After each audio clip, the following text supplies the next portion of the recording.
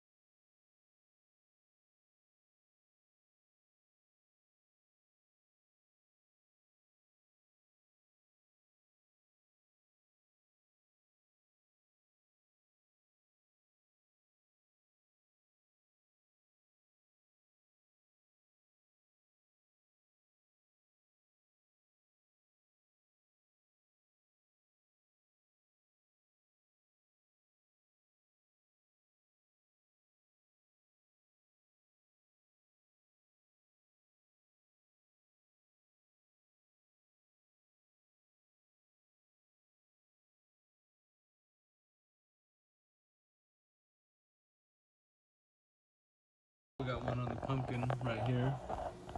And then we got the skunk Cory. Oh, jumped off. And there's a skunk Cory in here somewhere. I got some footage of him that I will enter along with the Pleco we got, which is a red fin. I can't remember. I'll have to look it up and get the direct name in another video, but it's something. Long red fin Austronella.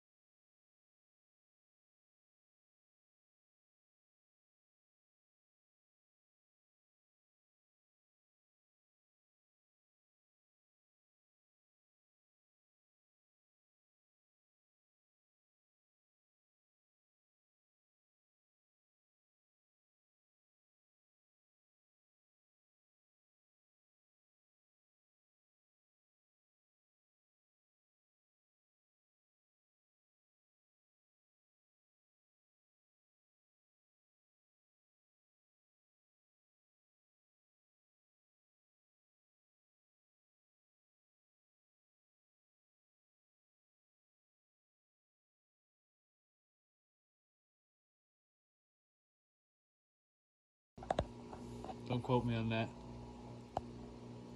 We got the assassin snails right here. We got two of them. They are eating all the pest snails. I think this guy over here in the corner is actually just about finishing a ram's horn snail. I believe that's the shell he's munching on.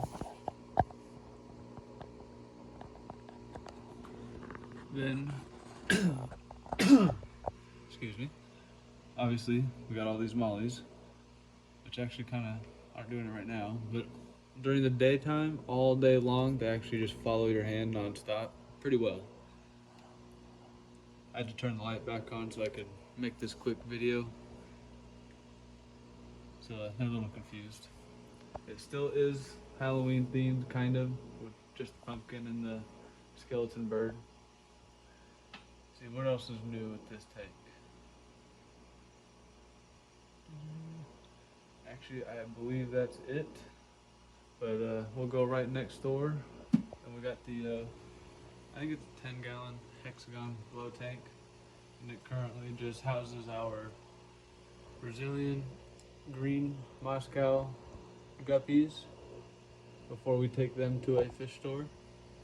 Not quite sure what store is going to be housing these guys quite yet. And then we got a bunch of mystery snails that we are trying to grow out, along with some more dwarf water lettuce, because we just got a whole bunch of it. But this tank does go pretty good. If it wasn't a glow tank and it had an actual light on it, these guppies have really, really nice colors. Then this tank down here is just the old one. We're just waiting to get a bunch of the trumpet snails out of it, because trumpet snails, apparently, we discovered, bury and stay under the sand for a long time. So every day there's another one, we just pick it out and go put it in another tank. But as for a 10-gallon, I guess I can talk about the light. It's just a Aqueon planted tank light. It's actually a really good light. It does very good with plants. We have There's two settings. the nighttime setting, daytime. Then we have the Aquarium Co-op sponge filter. They are so far one of my favorite filters to use, along with the Aquarium Co-op nano pump right above it, off to the side, right here. We got the same setup for this tank as well. We actually have the same setup in all of our tanks.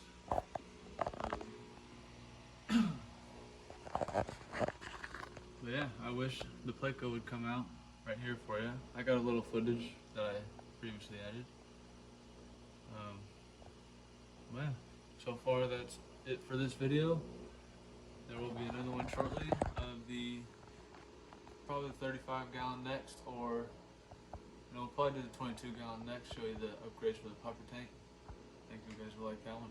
So we'll catch you later.